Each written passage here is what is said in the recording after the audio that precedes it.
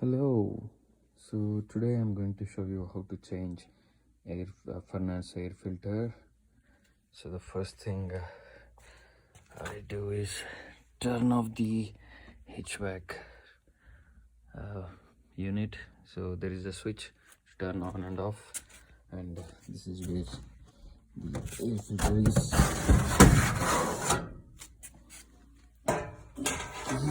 So this is the old one, which is really dirty.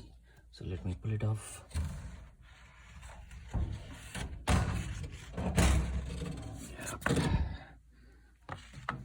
And so I bought this air filter, which is little less expensive, and this one should be changed like every 30 days.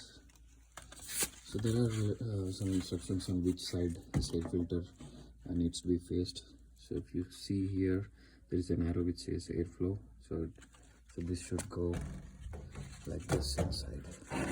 So this is the size. So there are different size for air filter. So this is the size which fits in my furnace. So the reason for pointing in this direction is because of this pattern frame, I think, because this does not let any dust or anything go into the fan. So this is the fan. So it's better to turn off before you change your filters. So let's replace it. Okay.